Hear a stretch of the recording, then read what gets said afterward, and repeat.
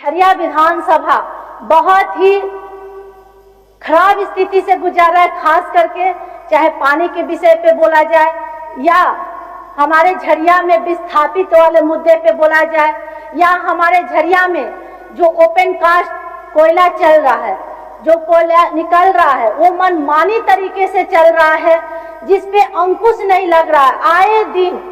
और आज कहा जाए कि जिस तरह से किसानों के हित में देखा गया है, मुझे नहीं लगता है कि बहुत ज्यादा किसानों के हित में ये बजट पास किया गया है।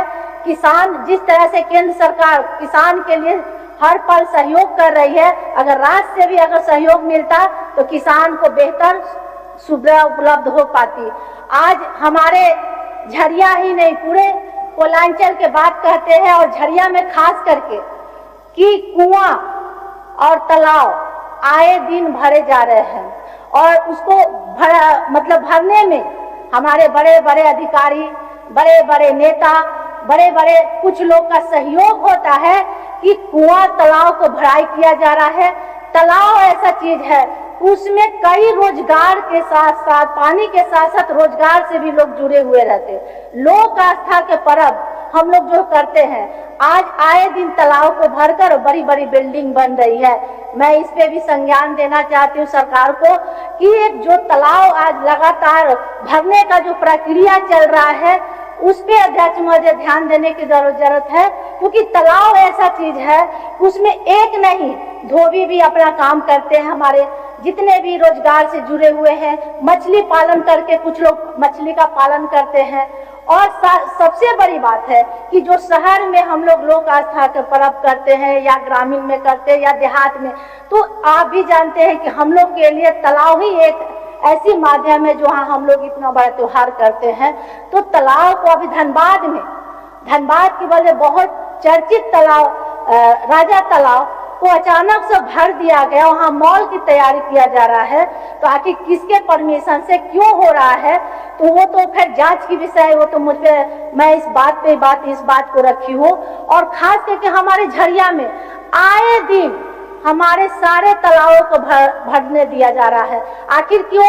इसलिए भरा जा रहा है कि जो ओपन कास्ट माइन चल रहा है, जगह नहीं रहने के कारण वो भी गिराया जा रहा है तालाब में, और जिसका कारण है कि तालाब भर दिया जा रहा है, जिससे में लोग ग्रामीण हो स्थानीय सारे लोग आक्रोश है कि आखिर एक पानी का मात्र जरिया तालाब है, एक तालाब कुआं है, उसे भी वो भी गिराकर भर दिया जा रहा है। तो आखिर झरिया के लोग कहाँ जाएंगे? झरिया तो ऐसे ही टापू बन गया है। हम तो चाहते ही नहीं है कि हमारे झरिया में कोई कोयलरी क्षेत्र चले, किसी को आउटसोर्सिंग चले, लेकिन मजबूरी है कि कोयला है और आउटसोर्सिंग चलता है, लेकिन मनमानी तरीके से चल रहा है। आए दिन वहाँ धूल डस्ट से लोग त्रस्त हो रहे हैं, बीमारी से ग्रसित हो रहे हैं, लेकिन सभी लोग कोयले तो निकाल रहे हैं सर अध्यक्ष महोदय, लेकिन किसी को वहाँ के लोगों का परवाह नहीं है। किसी कैसे वहाँ के बच्चे हैं, कैसे बुजुर्ग हैं, कैसे महिलाएं हैं, आज कोई वहाँ के बारे में चिंता नहीं कर रहा अध्यक्ष महोदय। बहुत ये दयनीय स्थिति होती जा रहा है झरिया विधानसभा। एक जाकर आप खुद एक बार सर्वे करवा के देख लीजिए कि वहाँ की स्थिति, वहाँ के लोग कैसे रहते हैं। और दिन पे दिन सबसे ज्यादा अगर खराब स्थिति है तो पानी की है, प्रदूषण की है। जो प्रदूषण से लोग किल्लत से लोग आए दिन बीमारी से ग्रसित हो रहे हैं। कई बार इस मुद्दे को हम संज्ञान में दिए हैं कि प्रदूषण पे एक ठोस कदम उठाया जाए जिसपे वहाँ के लोग सुरक्षित रहे। और खास करके आज तालाब पे जो हम लोग जल संसाधन पे जो चर्चा कर रहे हैं, मेरा मकसद है कि झरिया का भी तालाब सुरक्षित हो और जहां भी तालाब में अगर वो भी कोई गिराता है तो उस पर कड़ा एक्शन लिया जाए और उस पर विशेष करके ध्यान दिया जाए, क्योंकि तालाब से सभी लोग रोजगार करते हैं। दूसरा मेरा एक और सुझाव था कि तालाब में जो पूरी गंदगी रहती है वो उस तालाब को हम लोग क्यों ना टेंडर के माध्यम से दे दे, ताकि पूरी तालाब को साफ सफाई भी हो और लोगों का रोजगार भी रहेगा। उसमें क्या होता है कि हम एक साल पे तालाब की सफाई करते हैं, छठ पूजा हो या और भी कोई त्योहार हो, उसमें सभी अधिकारी को भी परेशानी होता है, नगर निगम में भी परेशानी होता है और लोगों पर। जब हम टेंडर करके किसी को देंगे तो निश्चित तौर से तालाब भी बहुत सुंदर रहेगा और लोगों को रोजगार भी मिलेगा। तो इस पे भी ध्यान देने की जरूरत है। मेरे झरिया में मुझे लगता है कि आधा से ज्यादा तालाब को भर दिया गया है अध्यक्ष महोदय।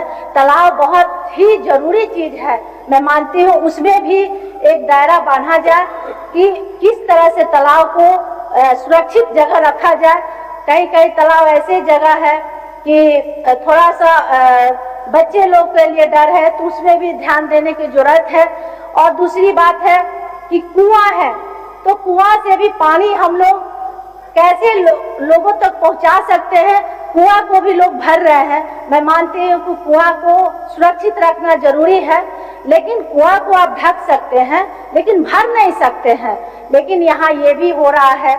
अध्यक्ष महोदय, मैं मांग करती हूँ झरिया विधानसभा में खास करके, अभी हमारे नेता पहले अभी सत्ताधारी के हमारे 2 दिन पहले ही विधायक जी बता रहे थे कि सबसे ज्यादा घटनाएं घटती है दुर्घटना एक्सीडेंट से। जो मेरा झरिया विधानसभा उदाहरण है अध्यक्ष महोदय, कि ओवरलोड होकर गाड़ी चलती है और महीने में 2-3 एक्सीडेंट होना ही होना है। तो इस पे भी ध्यान देने की जरूरत है, क्योंकि आज आए दिन जो घटनाएं घटती है और शहर होके जो हाईवा चलती है, ये सही नहीं है। इस पे पाबंदी लगाया जाए, क्योंकि शहर होके कोई हाईवा चले इसका कोई रूल नहीं है। बीसीसीएल प्रबंधन का एक दायरा बना जाए कि भाई आप अपना कोयला आप अलग रूट से ले जाए या अंडरग्राउंड के माध्यम से ले जाए। हम लोग कई बार सुझाव भी दिए हैं कि आप अपना एक अंडरग्राउंड के माध्यम से बड़ी गाड़ी ले जा सकते हैं ताकि लोग सुरक्षित रहे। तो इस पे भी आपको विशेष ध्यान देने की जरूरत है अध्यक्ष महोदय। मैं इतना ही बातों को कहते हुए अपने वाणी को विराम देती हूँ। जय हिंद, जय भारत। बहुत बहुत धन्यवाद।